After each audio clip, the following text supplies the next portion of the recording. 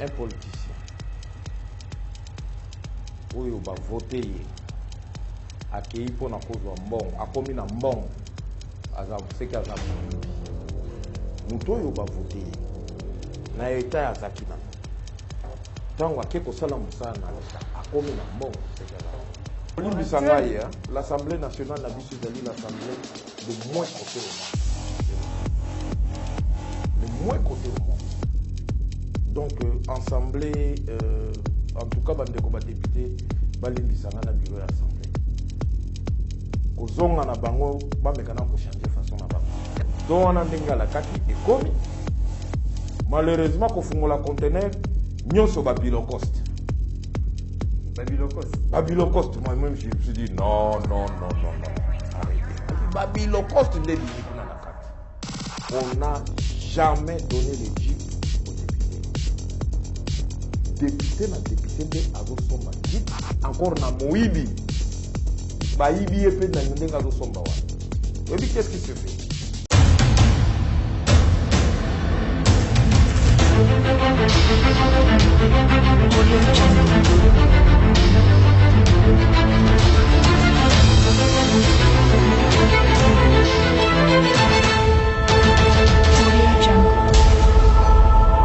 Jeudi 3 février 2022. Mesdames et messieurs, fidèles internautes de Congo Live, bienvenue à votre émission Dernière Minute. Yamokolo et Yalelo, Tozali jeudi, comme je venais de le dire. Jeudi 3 février 2022, en République démocratique du Congo, pays de l'Afrique centrale. Tobeta Masolo, Namakambu.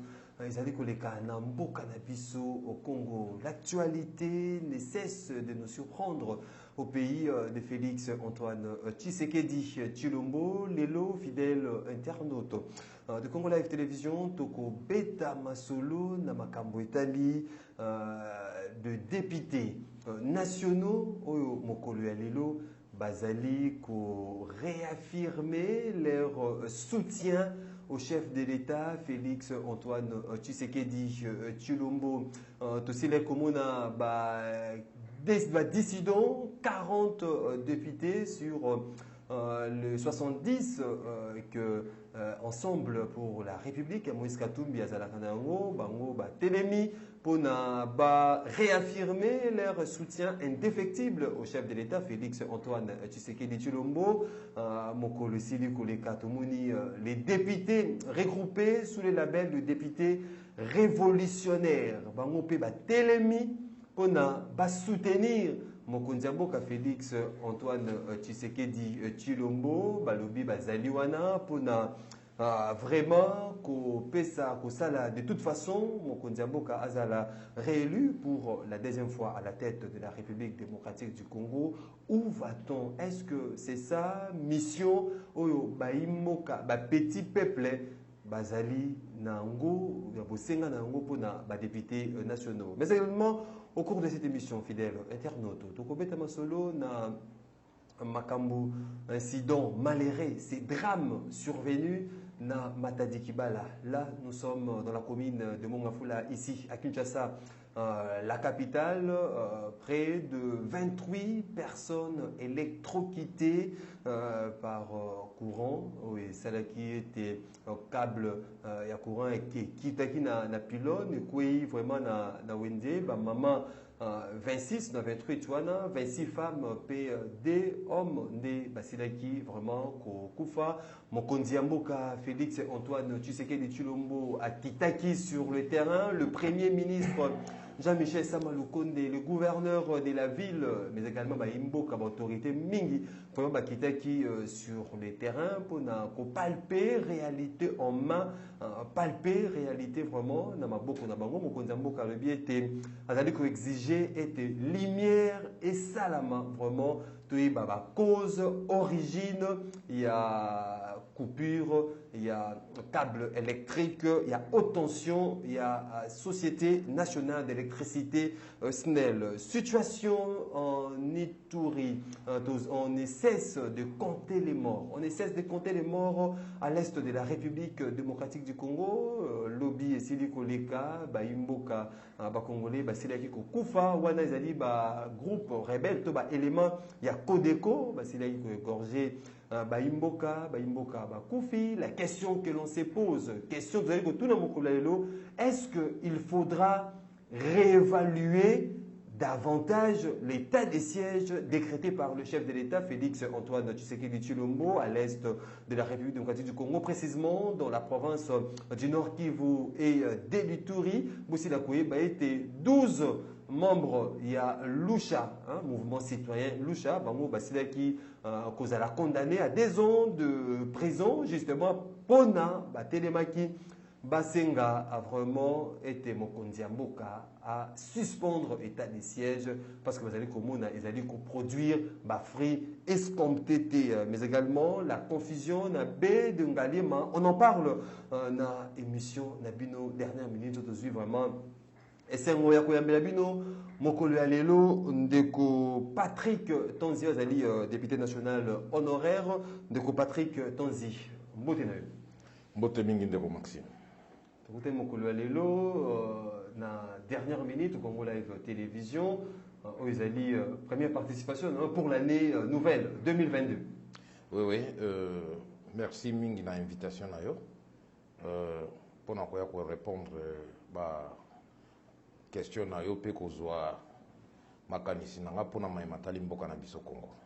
il faut vous rappeler, vous allez qui ex-député honoraire, donc na Farage.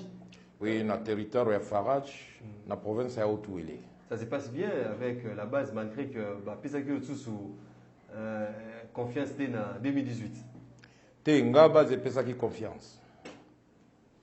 Bino Congo nyoso yebi monde mobimba yebi la plus mauvaise élection du monde ndo ile kamaki ya turo na Congo. Ça, tout le monde est conscient. Biso Mourounios to yebi, banana président na dernier peuple, ba yebi ke élection yo, ezaki élection ya mabe. Ezali boy. Mais confiance ezalaki. Confiance ezali, tozali ko garder même ceux qui na lobby na yo to landela parce que état de droit ezate. Ce qui état de droit ezalaka okomona ke justice na biso peso sala mosala te. Même tina niveau cour constitutionnel na kobanga te na koloba yango. Na kobanga te na koloba yango parce que ngana yaka na ba preuve nyonso. Nyonso na ba preuve.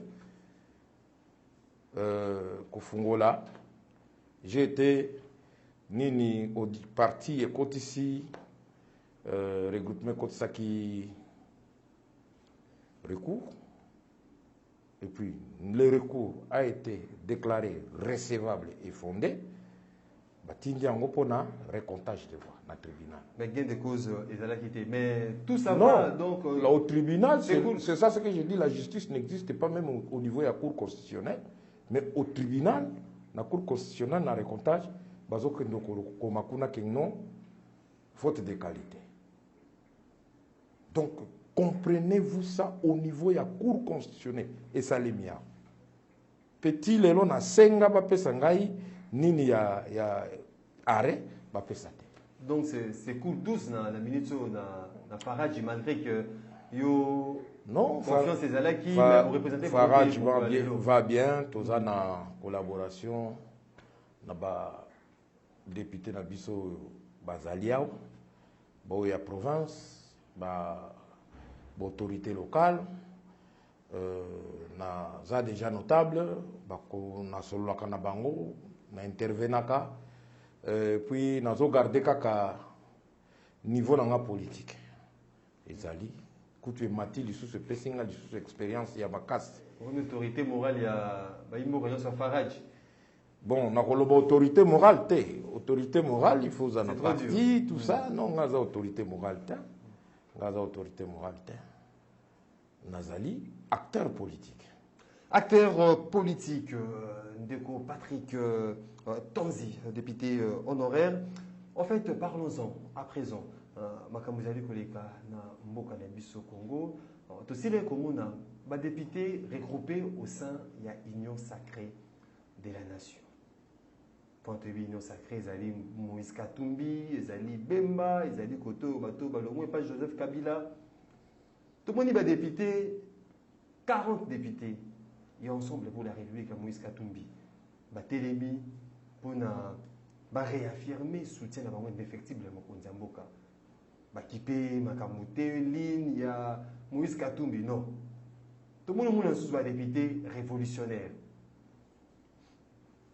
Réaffirmer le sous attachement à bango, soutien à bango indéfectible à Mokonzi Mboka, bazali prêt, il y a soutenir pour abréger deuxième mandat.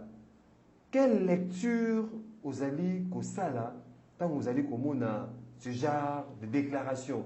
Après les déclarations des désaveux, maintenant des déclarations, il y a soutien indéfectible dans Mokonzi Mboka. Oui, Maxime, Makambo, il y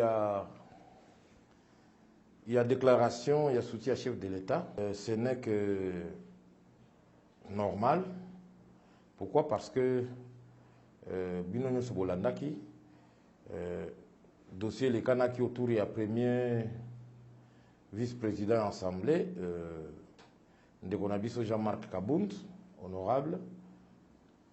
Au moni, par rapport à Mibeko, osa corrigir Assemblée Sikao. Au moni que Kala, Mibeko Lubaki, député, Azali Kuna, Azana Katia parti nae. Député Azolanda consigne parti nae, ok? Député, et si ka parti accueilli, hein? Député payé, accueilli. Mais attention, il faut changer par un arrêt à cour constitutionnelle tant qu'il fallait mabunda kwea que député comme libre.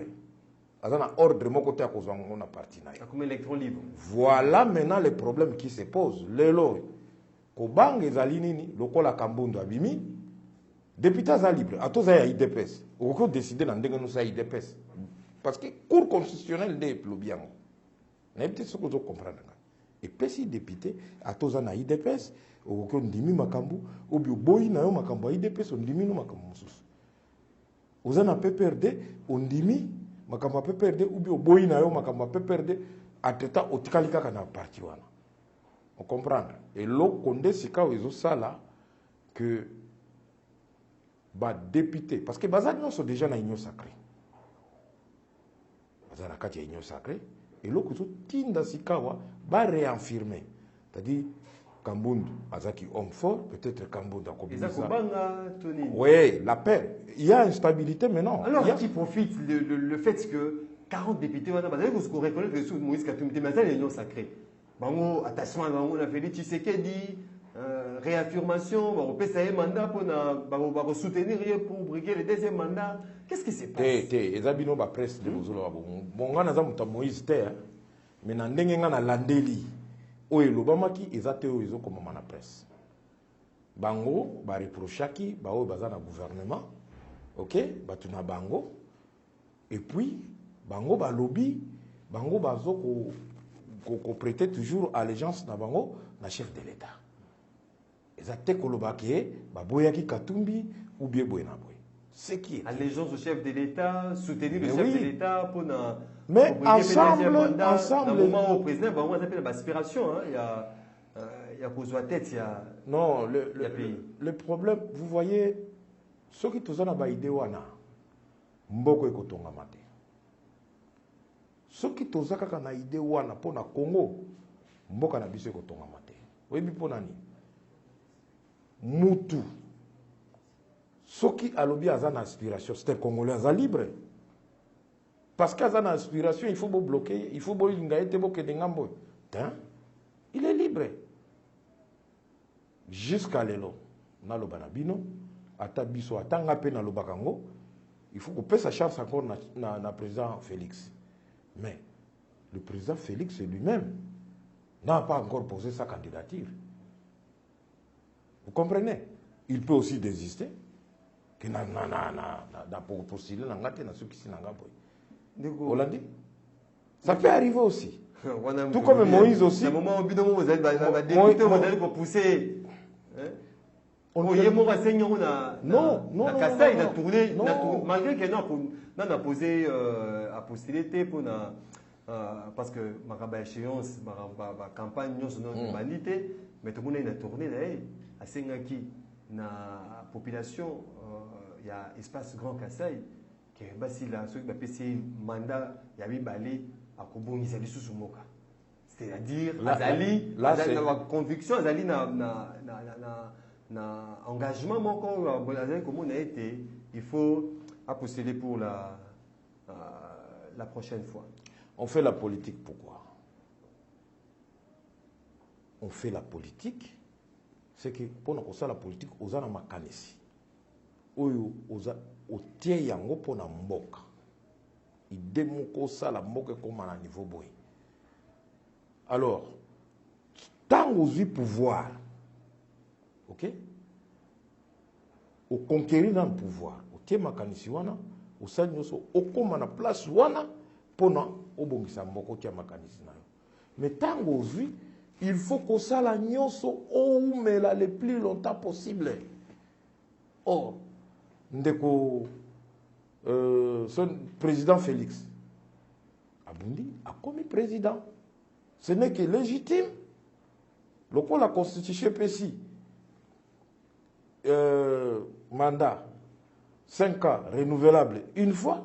À mon avis, que 5 années en gros, au état que politicien, il faut conserver le pouvoir le plus longtemps possible. Le plus longtemps possible pour naïe zanini, il faut ça là 2 mandats. Alors pour na 2 mandats, lié à ça, à mon avis, que mandat il faut aussi là.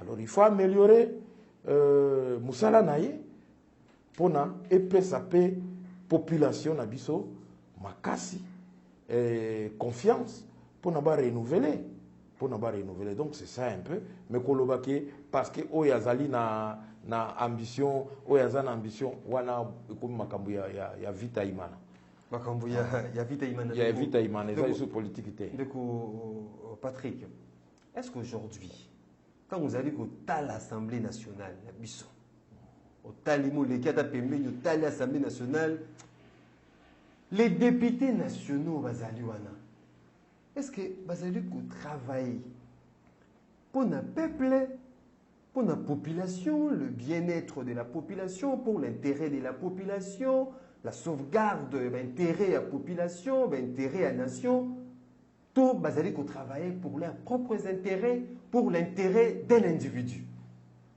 L'Assemblée nationale, à ces jours. Il y a ceci. Moi, je crois que il y a un écrivain qui disait un politicien oyo ba voter akei pona kozwa mbongo akomi na mbongo aza seki aza muibi muto oyo ba voter na eta azaki nango tango ake kosala musala na leta akomi na mbongo seki aza muibi normalement musala ba parlementaire ba ye pona ko représenter peuple ngai pe nazaki parlementaire tokoloba nanu te na kati ya ba député il y a ceux qui travaillent évidemment il y a aussi ceux qui ne travaillent pas je vais vous dire je sais je peux pas citer les noms certains collègues tosali na bango qui n'ont même pas une fois ba document ndenge ba pesa kabiso ko fungola ta kotanga pour comprendre il passe tout un mandat à prendre parole té. Tout un mandat à participer même peut-être à travail à commission. Voilà, c'est ça le problème. Mais, toyebi population pesole la mingi, c'est vrai, c'est-à-dire que vous allez rupture par rapport à la mission dévolue à un parlementaire. Par exemple, est-ce que c'est une rupture? Moi, je vais vous dire ceci. Il y a c'est la destinée. Bato mususu ba forcé pour na bazala wana. Mutu mususu ezali oyo musala nzambe atindaki ye, okozala député. Oyo andimi même liwa, akoki akufi. Voilà. C'est ça, il est convaincu musala nanga ata balobi bo ata président Bosso alobi bo abi non président. On l'a dit. Voilà. Aujourd'hui, l'Assemblée nationale, d'aucuns estiment que, et comme le la caisse des résonances. Non, caisse des résonances. L'Assemblée nationale n'a pas l'Assemblée le moins coté au monde. Le moins coté au monde. Donc, Assemblée, en tout cas, les députés, Balimbisanga na bureau d'Assemblée. Kozonga na bango, bamekana ko changer façon na bango. Est-ce qu'on peut espérer, espérer na Assemblée nationale? Parce que légèreté au bazo zonango Assemblée, ça donne la nausée. Ce qui se passe au niveau il y a Assemblée, tout ce qui est passé depuis au début jusqu'à na makambwele kaki entre président Bosso na député nani Denis Sessanga. Mais non. L'escalade verbale en pleine plénière. Problème moko ezali biso ba congolais ceux qui to bongisa mboka na biso. Il faut tozala juste. Oyo asali mabe balobi ke asali mabe. Oyo asali malamu asali malamu. Mais ozomona ke muto asali mabe ozoloba ke ezali mabe moninga moni yango mabe aloba ke il fallait oloba kaka asali malamu. Mais non, tokobongisa mboka boete. Ndeko Maxime, un bon ami, c'est celui qui est capable de vous voir à mon aïe, miso comme ça, et il vous dit, mon cher, monokono yo lumbako, natongo resakite, il faut rester monokono yo lumba. Afingi yote. Et c'est vrai, à l'obélio, vérité, un bon ami, azatika, oh, olati kitoko, oh, bonabo, oh, ya malam, kakanda présentakate, oh, ya moni peut quelque chose qui ne va pas chez toi, doit être capable de vous le dire sans crainte. À l'obélayo, moi, j'appuie le président Félix Tshisekedi. Je l'appuie. Mais, attention, tout ce que Oyo, ils ont que des malams, je suis obligé de le dire pour améliorer. Nandenge ya kofinga te nandenge ya nini te pona ba améliorer ngai na mona ke mokolo nyonso baza kofinga président na ngai o bazoi babongo na mona pe mutu ayibi mbongo na fanda kimia na kofanda kimia te voilà eza lokola makambo moko uti koloba excusez-moi soko ko permettre ngai na uti ko ngo mikolo na mbujimai Yoki basango bandeko babengi ngai kuna ke président apesa ki don pona ya ba matériel médicaux pour l'hôpital na Mbujimai.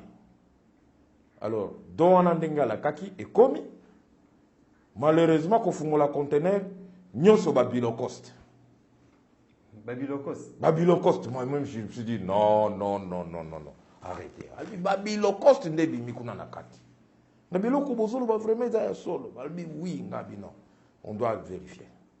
Mais, s'il s'avérait vrai que le président de Atindaki, en tout cas, il faut encore revenir chez le président, lui demander, je ne suis pas sûr que quelqu'un comme président de la République appelle ça don.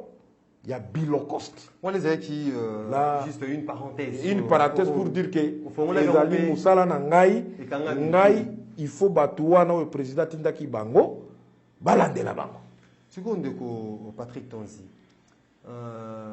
êtes-vous d'avis dans certaines opinions qui estiment que l'État ou l'Assemblée nationale est dans le comportement affiché par les députés nationaux, image où l'Assemblée nationale les alliés Pesa Mokolo Yalelo, c'est orchestré par Félix Tshisekedi.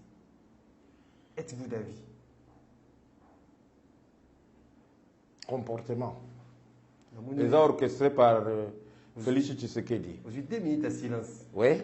Écoute, Oui, écoute, parce que Koloba Kezali, orchestré par le président Félix, c'est un peu dur. C'est un peu dur. Problème, tout ça, c'est un problème à observance de la loi. Kokoye bakoto samibeko. Ezamibeko moko wana loi portant statut des personnels publics de l'État. Loi wana eza corrigir comportement.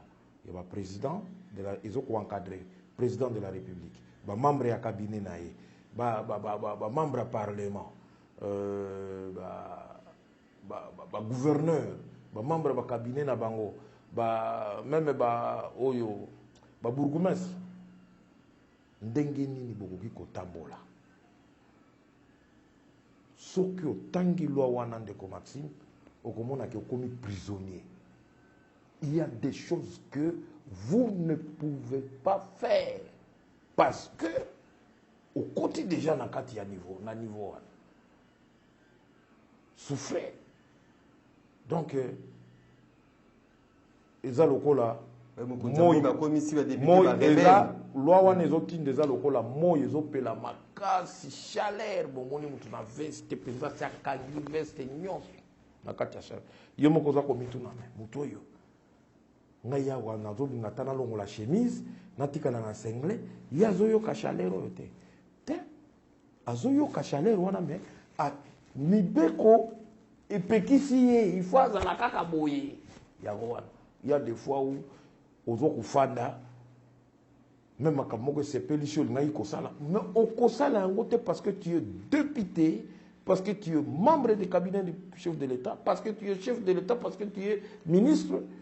Voilà. Mais lelo yo lokola baza ko observer te yo moko zolo ba comportement kobunda koswana kofingana union sacrée et comme si c'était ba rebelle vraiment eloko ebongi mboka na biso pe to biso moko tolobaka toteka image malamu ya mboka ebongi batala makambo wana vraiment na ko profiter pe na senga na chef de l'État président Félix Yepé il faut atteler parlement na biso en tout cas et comme nango makambo ya na koloba nani ya nani artiste oyo Saïsaï, comme le col Saïsaï na muyombe gauche. Ndeko Patrick Tanzi. Ce qui d'habitude me gosse la moi parallélisme entre législature où ici les parlement à la période où Joseph Kabila était président, na législature nouvelle avec à la tête Félix Tshisekedi. Au côté on est Herbino Zéva député, na mokolo alelo avec scène oignon so bazali ko présenter biso. Bon. D'abord difficulté encore. Non. Autour des questions. Et logo ya yambo na koloba na yo moyena ça la parallélisme wana ezate. Pourquoi? Moi j'ai été député de 2012 à 2018. Expérience nangai, musala nangai, nami pesa ki yomoko yebi, tina suka. Na ba kondio tozaki na bango, na président Aubin, ba vice-président, ba tumususu. Na ba chef wa groupe parlementaire na biso. Awa to komi sika wana na à partir de 2019, menga na zana parlementaire. Ce qui se passe là-bas. La parallélisme. Observation participante, c'est-à-dire observation mais je passive. Ne participe pas là-bas. Mais observation passive. Mais passivement. Passivement, il y a une chose. Dans le Bangote, il y a des députés pauvres. Il y a Mawa. Il y a passé. Les députés riches, il y a pauvres. Mais nous, $6 000 à l'époque. 6 000 $, 8 000 $, non. sans compter les invisibles. Aujourd'hui, on est dans des 12 000, 13 000 $. Moi, j'étais député indépendant. Député indépendant. Au moni, honorable Daniel Safou. Hein? Daniel Safou, c'est fou. Hein? Safou, oui. Daniel Safou, je l'ai connu. Tant que tu as eu un parlement, on a jusqu'à ce que tant que il y a qui journaliste. Tu vas débattre. Vous voyez, ce qui se dit, c'est autre chose. Ce qu'on continue à Kati, même Ndeko Elezer, je le cite, honorable aujourd'hui, tout ce qu'il disait. Vous voyez que, heureusement, tous ces journalistes qui brandissaient que tous ont 15 000 $, bah reporta qu'il les mêmes salaires nini imolima to banda ko zwa pona bango ba reporta qu'il les mêmes imolima or biso 6 000 ba banda ko futa biso 6 250 $. Et si sans compter les invisibles, hein, sans compter les invisibles, papa, invisible et zakate, invisible et zakate. Il n'y a que le frais de professionnel. Yoka, il n'y a que Yoka. Il n'y a que des frais de commission. Frais de commission 12 000. Papa, député angolelo bazawana kutana oyazali sera kolobana. Frais de commission par participation par jour, c'était 70 $. Mais pour n'a pas foutre à 70 $. Bon la ndelongo. Ngai ndenge nazoloba na yo. C'est plus de 2 dans la liste où est tikala dans l'assemblée kuna moyen ko senga ngoza parce que ce que ouais puis pas dans nani pas dans Mbosso honorable Mbosso a opesa yeah ndeko Patrick Tonzi donc moyen ya ko sala nini penza ko comparer zate pourquoi je ne peux comparer que ce que moi j'ai vécu mais oyo ngana yebi bango quand même bazana ba conditions bien. Hein? Imolima ya bien. Et puis, bah don, tala lokola don chef de l'État. Jamais. Lokuta. En tout cas, Zela n'a profité. Na lobelayo et lokoyo. On n'a jamais donné les jeeps aux députés. Député na député de azo somba jeep encore na moibi. Ba ibi epe na ndenga azo somba wa. Et puis qu'est-ce qui se fait? C'est le normalement circuit en Ezali, il faut dénoncer ces ali moibi. Oui bana yiko salem. Banque na biso bazali complice. Bazo ko boya ko pesa ba député nyongo ko obligé bino bozwa mutuka. Ko pesa mbo. Vous voyez? Tango zi mutuka ezaki ya 60 000 bazo peso awa ezali awa 60 000 mais bazo kendo kata yo combien 90 000 $. Na salaire na yo. Yo koloba ba pesi mutuka. Ba pesi mutuka te. Ngai na boya mutuka wana. Na boya kozwa mutuka. Na boya penda na bite nga na beti calcul na bi c'est bon lia bino. Na fandina na bibo. Écart ya 30 000. Or ba okata mutuka nyongo panda 3 ans. Maman on a fandi. Bon, je suppose pendant 3 ans, quelqu'un comme ça peut gagner 30 000 à partir de zéro. Jamais. C'est-à-dire, on a Patrick Tonzi, tu veux tourner sujet. En fait, les lots herba députés nationaux parce que en croire, c'est nous pour vivre actuellement. Ça laisse à désirer par rapport à la mission dévolue dans Bango pour défendre l'intérêt de la population. Le vous avez dit que soutenir Mokondjamboka, l'attachement, soutien indéfectible à Mokondjamboka, qui est soutenir pour briguer deuxième mandat. Est-ce que ça on a Bango Moko en 2023 est-ce que bon tu as tout bazali ko lubaka comme si bazali ko kangande Mokondjamboka bazali ko badiembela na deuxième mandat mokonzi ya mboka pour na bango mpe bazala rééli pour na 2023.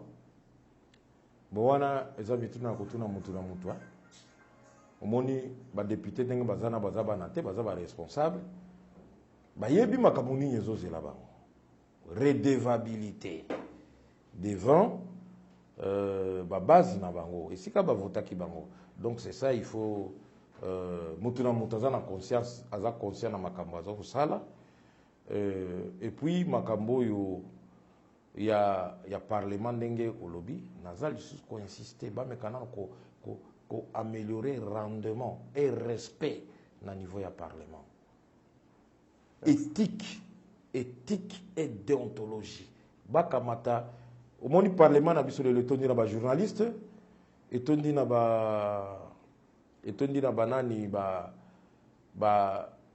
tu bauti ba bipai na bipai. Alors il ne faut pas comme ça parlement local à place ya ba sketch nini parfois ça eza ko pesa malamu te loko na sengi na bango ba respecter nanu banda na président Mbosso ko banda ko respecter loi portant statut ya ba personnel public de l'État na sengi lisusu service moko eza na présidence service wana boyoka ka yango mingi te ezali service ya suivi ou etalaka suivi ya éthique et ba personnel. Et ça me ça non. Donc service wana normalement eza lokola inspection générale de finances wana. Mutu wana normalement soki alobia sala musala ne lokola lingeti. Bako kanga. Toko tasiko na makambo etali ces drames, cet incident malheureux. Oui, s'il que ces alliés survenus na marché Matadi Kibala na commune ya Mongafula, câble électrique ya haute tension ici de Kokwea ibomi baimboka 28 au total 26 maman pe na de mibali au basili kokufa na incident wana tomonaki tour des rôles ya bakonzi ya mboka gouverneur de la ville général il y a la police, vice-premier ministre en charge intérieure, premier ministre Yomoko, Nasuka, Mokondiamoka Félix Tshisekedi, ils allaient exiger justement être lumière et salama na dossier wana. Lecture de fait non nous déco Patrick Tonzi, tant aussi les comme na incident wana omilobeli nini au juste. Pas si mingi na motema de Maxime, drame il est kamina Matadi Kibala et puis si pas si mingi d'abord na robando présenter condoléances nangai na ba famille ya ba compatriote nyonso yo ba bungisi bandeko na bango ezo sala pasi moto alongwe na tongo ezana ba mama oyo bayaki tongo koteka ba biloko na bango basusu bazaka na bango kutu wana te bautaki na bamboka baye koteka basusu pe baza na bango bapassant bazaka wana te azane passant aza koleka en tout cas epesaki pasi mingi epesi mawa mingi nga naza kofanda na quartier Musango juste ezali pena Matadi Kibala ebangisaki biso parce que bana misusu batangaka ngambo babimaki pe na se ya mbula mpona koya classe epesaki mpe kobanga ntango toyoki ke bato bakufi. Alors naza koprésenter d'abord condoléances na ngai na bafamille wana nyonso toza de cœur na bango. Et puis, pour la malekami na Matadi Kibala. La responsabilité, est-ce que, parce que comme ça, souvent, la inexistence même, il y a l'État, Namboka Labiso, RDC, à avoir CNO et Sinikoleka, réglementation, il y a servitude, ça a été Bandaku, et Tongama, Nase, il y a câble, il y a haute tension. Marché, habitation et zalaté. Comment ça fait-il? Il y a des réglementations en matière la servitude est tellement câble est tellement mais c'est comme si ils allaient bypasser par les autorités elles-mêmes. Au monde de Maxime mikolo yo mokili mobimba na makambo nyonso bazo sala nano bazo tia notion ya risque et danger ko évaluer yango avant makambo nyonso nalingi na sala boy nazo courir risque ni danger ni nekoki kokoma.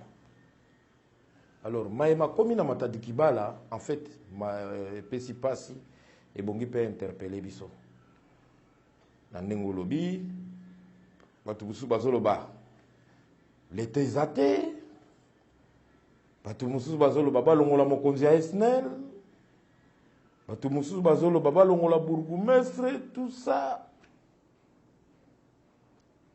mususu même alobi il faut balongola ministre ya énergie. Mais ngai na moni makambo wana boyeti. Président Nabiso Félix Tshisekedi Dialobi, il faut basala enquête à mona clair likola makambo wana ndenge ni batu bakufi. Ba enquête esala marate. Moi je naza kotala yango ndenge mususu. Batu bakufi wana responsabilité ezali partagée. Partagée par nani? Tikanga na siliso tu ni mamikanga. Tikanga iko. Ozali libre. Tikanga na silisa. Responsabilité ezali partagée entre bango moko batoyo bakufi biso population na l'État. Pour te dire que nazo répondre yo kolobaki l'État, je vous assure, l'État na biso ekufite. L'État existe. L'État existe. Oui, l'État existe, mais il y a certains points.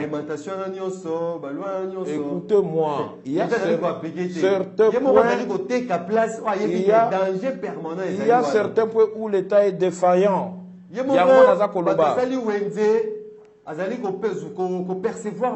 non, d'abord, Matadi Kibala les a wenzete. C'est pas un marché. C'est pas un marché. Papa. Avant même président Félix, Babimisa a fait sa injonction que va déplacer le marché. On avant même Bamakambo. Vous voyez que gouverneur Ngobila, depuis 2020, a posé première pierre dans na Matadi Kibala pour la construction du marché. Vous voyez que difficulté ni na zwaka. Papa. Auto ngango wapiza lopanga batu iza na titre. C'est tout un quartier, le quartier aux hommes.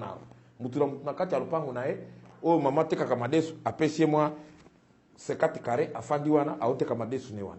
Wawa, à Ote Kanguba. Batouana Nyoso, ba komi ko vivre kana Batouana, et badi bo etindenge fungami quartier wana Nyoso, ezali ba lupango, okokota na kati okutindaku, famille mobiliza kuna.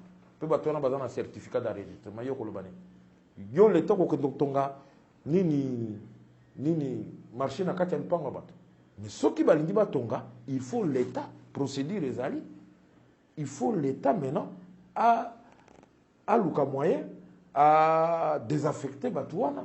Or pour qu'on désaffecter bango procédure les alliés, l'État a une procédure naé o ya sali. Il faut qu'on indemnise batouana. Il faut qu'on luka site moko yo pesa bango ba kendo fana. Voilà. Mais makambo sa mi na Matadi Kibala ngai na ofana na quartier wana. La vraie version, c'est vrai. Ce qui peut tali au kuti bateau yo basalima classe likola makambo électricité, ils peuvent vous le dire. Mais ngana e bien ngomuke parce que moi je suis de la faculté des sciences.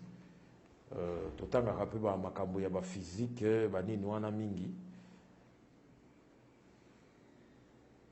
Kake foudre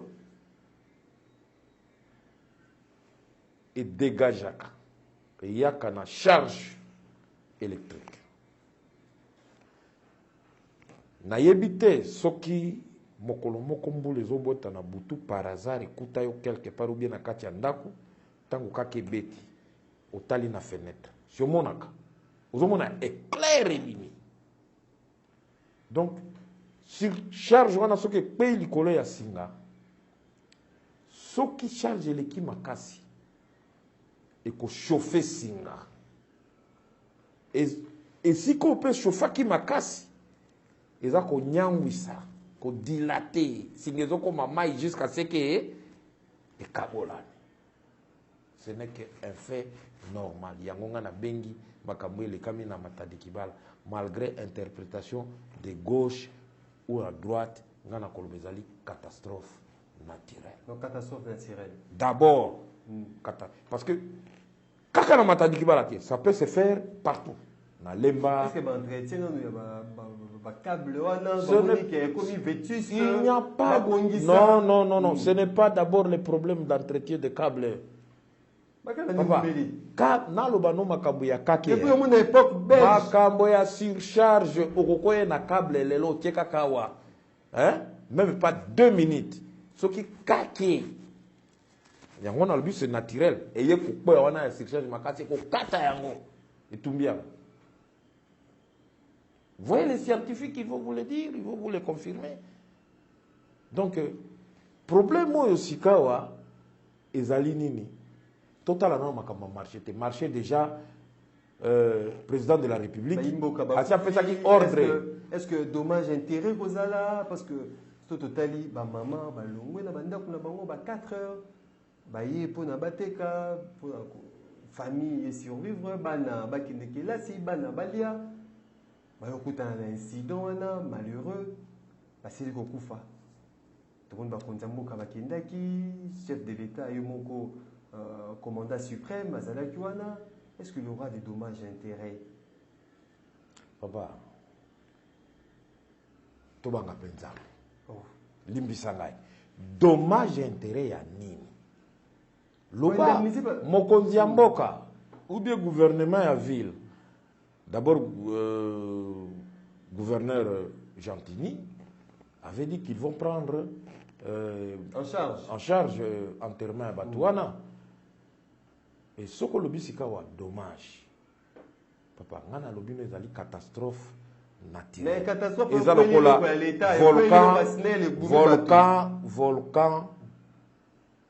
volcan et salemaki na Goma. Batu bakufaki. OK? La c'est dommage. Tala na Kinshasa wa mbula mususu nokaka. Mwana azokenda na classe mbule memie akei. Ça dommage. Donc, avant que le il faut qu'on réfléchisse. Problème où ils ont un niveau en tout cas, responsabilité et zaliboye. Non application yamibeko. Dans Congo Canabiso, en tout cas, mibeko baza kotosa mibeko te. Naba kondi, naba ministre, naba nani, mutuna mutazo sala oyaye. Azotan d'abord intérêt privé. Vous voyez pourquoi? Batubake kotonga mindele ayaka akomi tango asali barrage ya inga banda kuna na inga tina Kinshasa ndaku moko tezaki pene yani nalobi même pene ya bapoto ya courant mais biso nde batu toye tango tozoya babandozwa. Mais balobi mibeko lobi il faut qu'on tique au moins 20 mètres. Pene a poto nyonso bato nganda kute. Ndenge moko rai eleke wana kati ya ville. Tala kaka kene otala nzela rai okuta ba construction. Biso moko yango na lobi responsabilité na biso. Responsabilité na biso. Yo moko yebi na se ya nini soko fandi okoyoka meme danger aux autres que ça brouillon continuer là et qu'on déranger dans le transport en courant. Alors deuxièmement par la responsabilité elle était années mutu akei pa sombi lopango kuna ayepa na yo l'état pour il faut avoir titre l'état il faut tinda ba agent na ye sur terrain ba kei kuna ba moni tango bazoya bakoloba na mutu me awa mibeko elobi awa tukato obakoki batongi te mais yo moko insiste pas na mutu wana agent de l'état aboyi yo moko lobi te lokola ala nzala bafutaka bango te zelana azongana azongi benge na téléphone bien tokutala bo paye moi bien mon cher ngana na place musu te mo ndambo alar na ngai wana ndesaki na bendi moi lopango wana malgré ça na en place musu te au moins 250 yango aja wana kokenda sali musala ako signaler même pas que poto hein ezaka wana kokoma na bureau contre bimi pas tonginda tango bokoya non mabele l'état mabele eza l'état n'a pas signé mabele signé par les conservateurs au Kolobani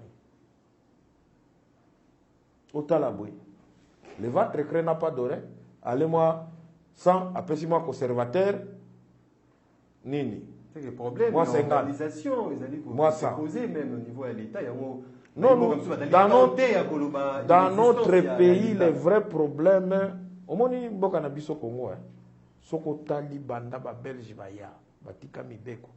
Mibeko zo bakisa mezo ko bakisa mais mibeko ngonde bazoto sa te. Soko tali degré ya pourcentage, ya ko tosa mibeko na Congo na biso.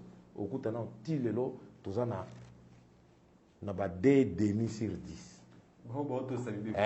Degré à kotosa mibeko na gouvernement yango moko na gouvernement yango na oboma ngo 2,5 sur 10 ngai prof même rôle no jouer dans société papa donc yango na lobby responsabilité na côté wana normalement lelo so bolbi to kosala ni l'état il faut à réfléchir bateau yo nyonso baza penea. Hein? De part et d'autre, il y a une ligne électrique, il y a haute tension. Il faut balongola bango. Par conséquence. Or, l'État a tekela ki bango mabele. Parce que tant conservateur, hein, a signalé au contrat, ils ont montré à tekela ki mabele te. Au somba ki panete. Et comme il y a l'État, parce que mabele za ya l'État. Tant qu'on signe contrat na République, s'il vous plaît. Que République. Mais comme on a kobimisa yo. Il faut République à s'impliquer pour nous l'ongwa. Le coup la yenda tekela ko akokipa longo le boyete. Nyo seza na kati ya mibeko. Donc Patrick Tanzi, conséquence à tirer à cette situation pour prévenir peut-être danger à l'horizon. Ils ont la conscience hein. Biso ba congolais tous ont la conscience. Makasi eloko yebi que danger zali, il faut pas prendre risque. Parce qu'un jour, il y a un accident. Et là, quand il y a un accident, il y a un accident. Jamais il y a un accident. Il y a un accident. Il y a un accident. Parce qu'il y a un accident. Jamais. Alors, il faut prévenir. Dans l'État, l'État a un mécanisme pour faire appliquer mon beko. Les agents de l'État, les ministres de l'État, batia na mutu na bango ke ka on est agent de l'État boza wana pona ko rendre service na l'État tango olongwa na tongo ozokende musala ozokende lukambongo te attention mais na biso na Congo echanja mutu azobima na ndaku aokende na service ko rendre service ok parce que salaire azwaka ezali pona service rendu wa ndeba futi mais yabiso boete azobima kolukande bon c'est là où ezotinda ba dégâts nous zo salema wa olazela mo service rendu yala liko kende cabinet ba ministre salaka musala lisusu te même cabinet na présidence musala ezate dossier za na mbongo te cherchons l'argent dossier za na mbongo te na kukipango cherchons l'argent nani akokipe kokende olanda o singa elekiawa ndako elekiawa ça ne les concerne pas il faut que morale ezonga na mboka na biso éthique bolingo mboka ebanda na biso moko kolinga mboka na biso kolinga musala tozo sala mais aussi gouvernement il faut améliorer salaire à bateau.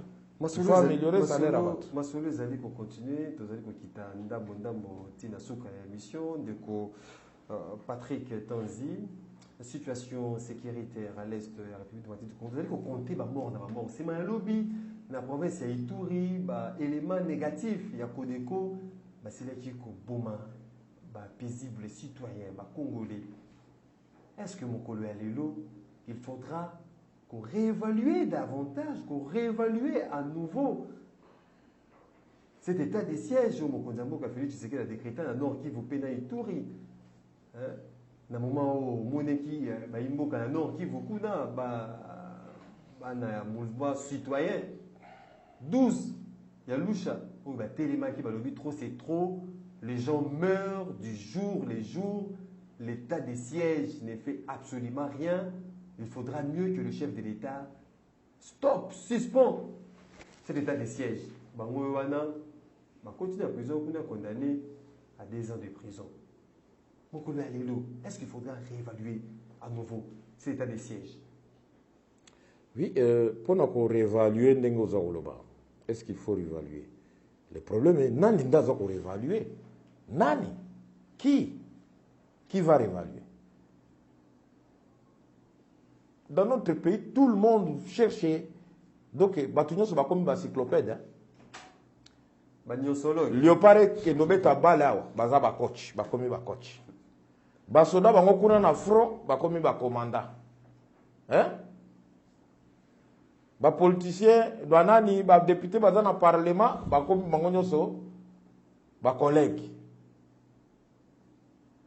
Mais jamais okoyoka mokati bilanga za kuna, aokata bilanga yepa kendo koma mokati bilanga. Donc, mutu azolinga ayebine makambo nyonso pe esalema ndenge azokanisa. Non. Il faut reconnaître quand même état oyo ezaki na Ituri na Nord Kivu. Ngai naza ko féliciter nano président de la République pour la mise en place de l'état de siège.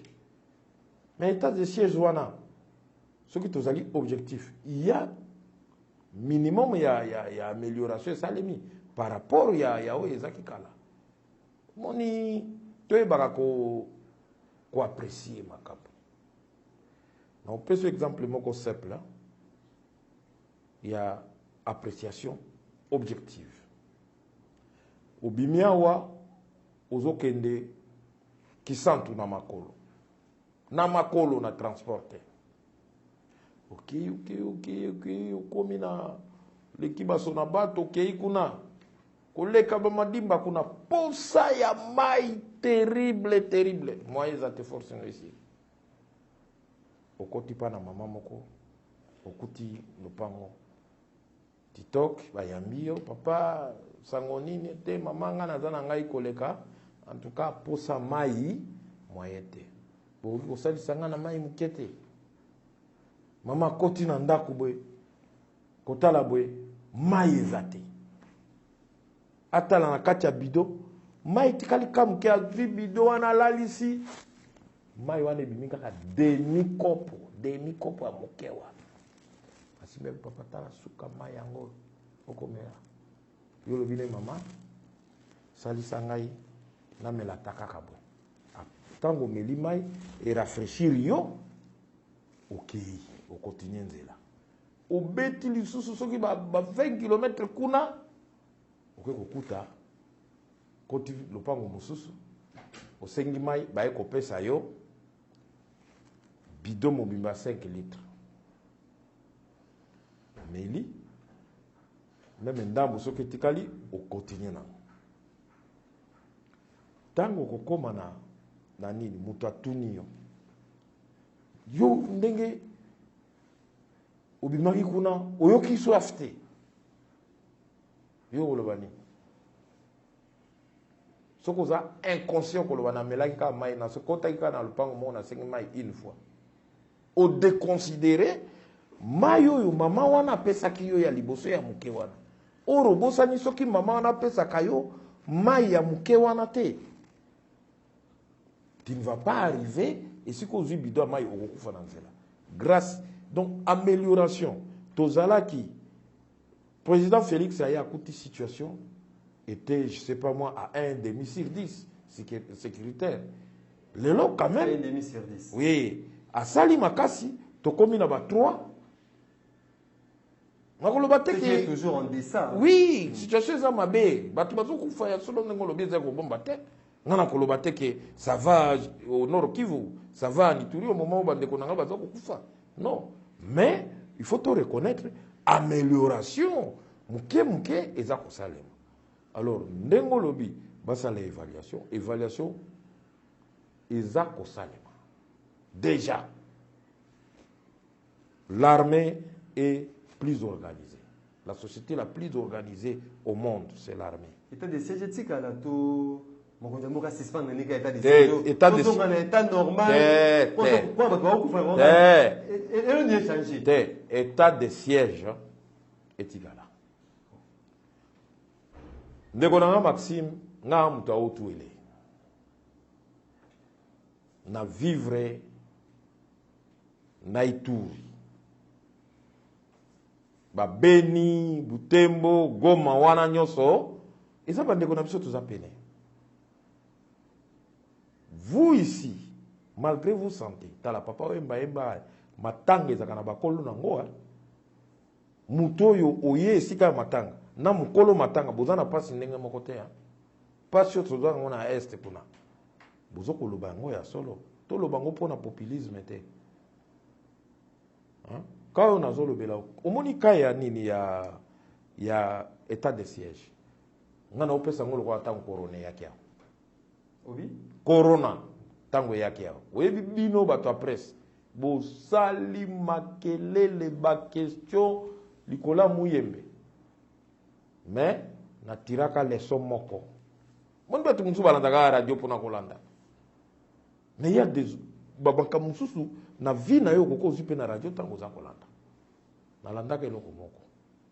Na radio moko batuni muyembe, balbi mais comment batu baza koko continuer kokufa tout ça?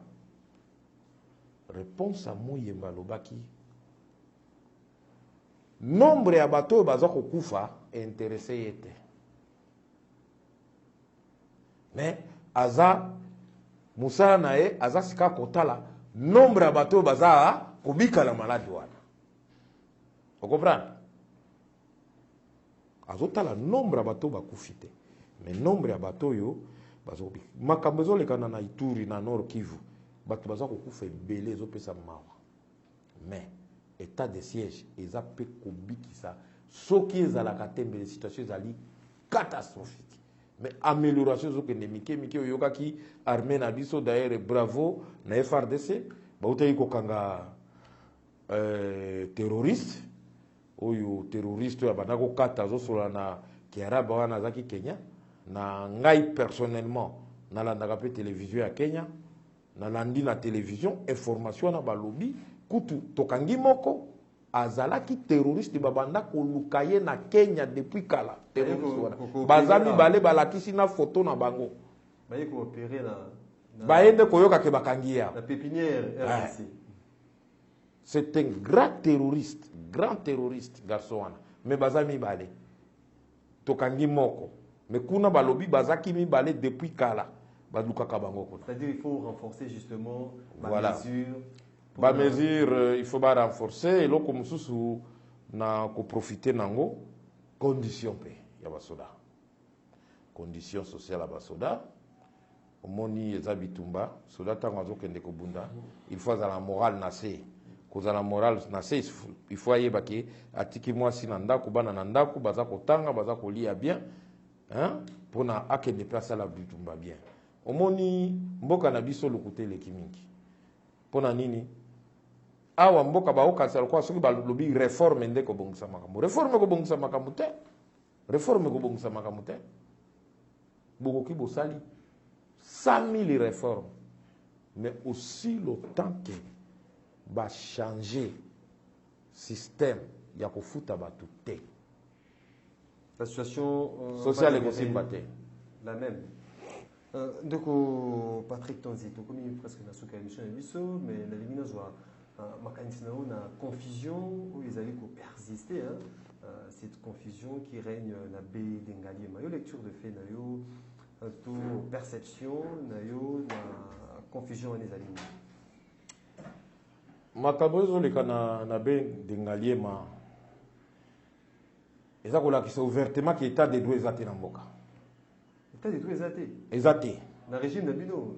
Exacté. Nga naza mutu ya ngai naza mutu ya ino sacré. Mais État des droits exacté. Ponani. Bakonzi na biso ya mboka oyo bazali censé ko faire appliquer mibeko, bango moko bazokamata mibeko, bati yango epemeni pona intérêt na bango.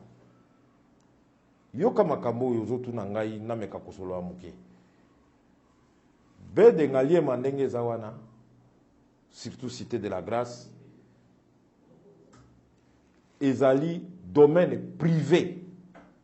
Ezali à l'état, mabela ezali à l'état.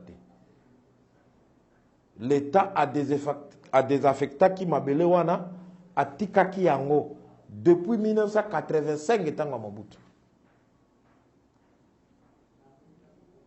La procédure nyonso salemaka ndenge ba acquérir place wana document nyonso ezali ba lotir yango batu bazui ba contrat normalement tout ba signer contrat na nini na gouvernement. Tu vas bandi ko sala ba musala ya ko stabiliser terrain nini tout ça. Kolingo sutuka o kuna ezali mabele à l'État.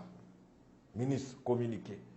Kuna payer comme État de droit, batunyo se basant na mabele à l'État, hein? On a ministre sectoriel, yo kana no ministre patron ya ni. Asali communiqué.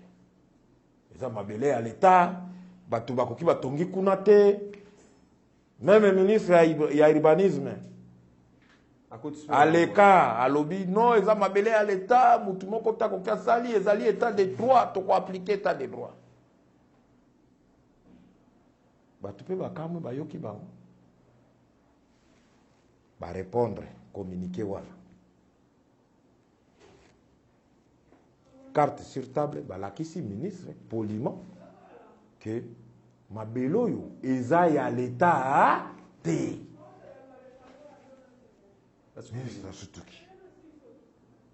Ministre a tourné l'issue. Et où a tourné l'issue sur côté moussous. A ça la nini. Si quand le sali communiqué yemoko, ba sali communiqué conjoint. Na ministre ya ni que non. Bo tongate to pekisi bino ba misala comme ça. L'État ako indemniser bino pour na botika mabele wana.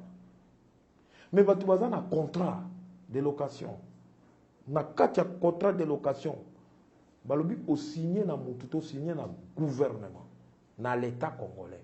Pe na kati yango na kati ya contrat de location elobi que dans 18 mois il faut dans 6 mois occuper parcelle, dans 18 mois otia yango en valeur.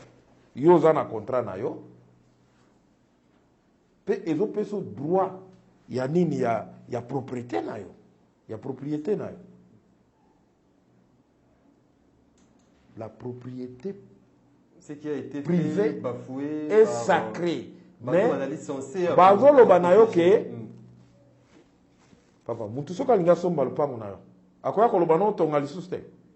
Ata weso tonga te. Na asombi nanu te. Esale makate. Tangu yo za na document no nyonso. Esale makate. Bango balekeli mibeko nyonso mboka. Na sima bazokanga no eza état de droit, mutu na mutu ozala nani ozala nani. Kombo ya état de droit pona kosala mabe. Donc problème pour l'état de droit pour kosala mabe. Pona kosala mabe. Ndenge basali communiquer conjoint wana. To komeli susu bango batu ya cité de la grâce que papa toyoki kaka makambo kaka na ba réseaux sociaux. Tozwi mukanda moko awa yo lobi ke totika musala kotonga te. Papa mais tokotika kotonga ndenge ni mukando yo l'État pesi biso ye moko alobi ke dans 6 mois il faut occuper dans une année 8 mois to mettre en valeur mais yo zolo banabiso donc contre ça mibeko eza ba article ya code foncier yo sika olekeli mibeko non te sika ikomi sikawa etiki lisusu balobi lisusu te ke baza ba eza ya l'état mais komi ba indemniser or ezali nini domaine privé eza domaine public te. Premier ministre yo poso fandi kuna umeliti Premier ministre comment mukanda non communiquer na bino bokomaki bona bona moni musale zo sale makuna il faut commander à JR commander à police bakende kuna ba buka babiloko wana nyos état des droits tolobi oh là là kotangelo kwana on est où là on fait quoi comme ça on fait quoi Premier ministre a se référé na nini ya communiqué wana lobi nini bo tongali bo arrêter ba travaux entre cause là ba indemniser bino. Mais il y a Premier ministre et quel sous koleka que ba appliquer ba buka ba longola batukuna que turé na makambo na nyonso makambo nyonso dossier kolobela ndeko Patrick Tanzi to bandaki makambo dai dossier ba député to tangi électrocution to soli masolo nyonso ya mboka. Qu'est-ce que la population peut tirer dans tout ce qui a été dit sur ces plateaux? D'abord na conclure pour na conclure na nous question tuna kinga ya Ben Ndengaliema, c'est-à-dire Ben Ndengaliema ezali domaine privé eza ya l'état te batoyo ba occupant nyonso bazali na ba titre na bango bazali na ba contrat na bango signé légalement et puis l'état mibeko na biso est autorisé te que ba désaffecter ba longola ba longola mutu na lopango na ye l'état longola mutu na lopango na ye pona lobby apesa ngo na lopango mususu. Or batu wana basali ba enquête ba ko découvrir non ba ministre basu ba fungoli bureau moko na GB o entreprise moko zo travailler baza ko ben bazo ko lukande batu o bolukana biso mboko to pesa batu wana comme ça to récupérer place wana biso de tokotonga. Mais entre-temps bazolo ba o l'état azana projet asala projet nini na kati ya budget eloko moko ezate. Donc omonike mabele wana babandaki ko convoiter ngo bandakala na ministre abando convoiter ngo bandakala soko landa procès ya Kamere ya 100 jours oyoka kama mabele wana bima esika Jamal pa somba mabele wana ozako oyoka o lopango ya Jamal kuna na procès balobi ancien directeur de cabinet à président alobi ya pesaka ordre batonga wana te. Est-ce que makambo mabele directeur de ya cabinet ndasalaka or nani azaki ministre Molendo qui devait les conseiller, c'est-à-dire il y a Anguille sous roche, Anguille sous roche pena simana atikate batukuna bakanga ba drone bakoma mukandati na présidence bakangi na bato bazaki drone ya kokweya wana bakangi na bato balandaki drone bino banani biso batu ya ministre Molendo ndatindi biso ministre akotinda bino na constitution batu ya kokosala banini ya wandengeni bakomaka pe mikandati na présidence mais le komi soki bako désaffecter batu bakolongola batu mais procédure ezali l'état lokola ezalaka domaine ya l'état ba respecter mibeko mais kolobaki na bango nyonso baosala ondire mibeko ezaka na mboka te ezaki yake ti premier ministre akoti na kati yango sake atanga pe na kati ya makambo wana kwa bayoka kaka samwana na réseaux sociaux. Alors eza malamu te eloko na kosenga gouvernement a travaillé à responsable, il travaille pour les biens du peuple pas pour les biens privés. Ezate parce que baza ba ministre basala ka cop pona congolais ba tonga na mabele na bango te mais bakamataka mabele wana bapesaka na ba étranger les logements sociaux na cité de du fleuve. Est-ce que population fandaka kuna population fandaka na cité du fleuve appartement na nini ya okei na cité Oasis yao population fandaka kuna population nini ou bien agent de l'état nini fandaka kuna ok na cité moderne kuna na nini na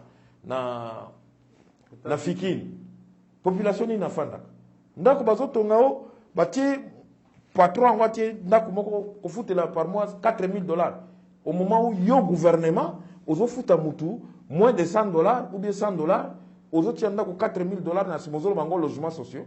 Et ça, logements sociaux, logements sociaux na Congo, bakoko sa sous bisoté, to mona yango tango ya Mobutu, na onel. A tongi bandaku, ata aja bafuta koka ka 30 $. Bazo pesa yo ndako ya nyongo. Ba ubando kata na kati ya 30 $ na yo wana 1 $, pendant 25 ans.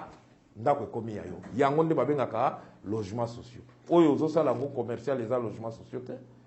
Le cas c'est Yasuka la ligne. Yasuka en tout cas batika bana ya ba occupant ya bede ngaliema ya cité de la grâce na kati ya kimia na sengi pe implication ya Yemei mokonzi ya mboka président na biso Félix Tshisekedi atala makambo wana parce que ekomi nde makambo ba cop na kati ya dossier wana ekomi makambo ba cop ils bafoué donc bazokosa état de droit mais wana président na lobi yango ouvertement eza société de droit te na mokonzi tina niveau premier ministre a se référer na communiqué pe eloko azoloba ngo na kati ya mukanda na ye ezali oyo te oyo ministre asengaki donc ozomona ke epesi confusion totale. Pourquoi? Parce que il y a billet oyo ba catholique balobaka billet bikomono noté de la liwa. Alors tosengi mokonzi ya mboka atalela biso congolais azali na droit atonga pe na kati ya mboka na ye. Déjà ba misalo bana mboka basali kuna c'est plus d'1,5 million $.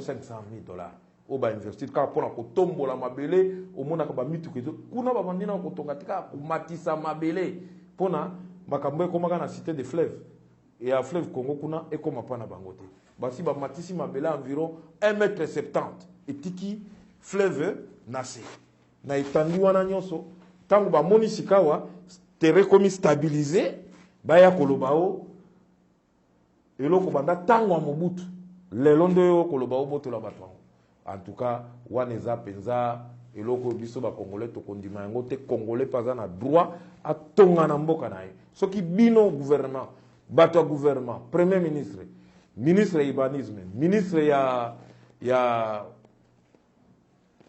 affaires foncières bolingi te congolais tonga na mboka na ba tokendo tonga wapi na Rwanda bakondima biso na Rwanda bakondima biso na Uganda bakondima biso tokende wapi mabele ba koko na biso botika dasengi implication chef de l'état pona kotika ba congolais wana basi ba kotisi mbongo na bango na kati ba acquérir terrain na bango légalement bazana ba titre na bango batika bango basala musala. Espérons que le chef de l'état a cri de détresse nayo. Mesdames et messieurs, fidèles internautes, c'est par ici que nous mettons un point final dans l'émission Nabino, dernière minute. Otozwaki Essengoyako Mbamokolo Alelo, les députés honoraires Patrick Tanzi. Invitation à Bissou. Oui, merci, monsieur Maxime. Ezala bala liboso pe asukate. Chaque fois nous sommes disponible pour répondre à l'invitation.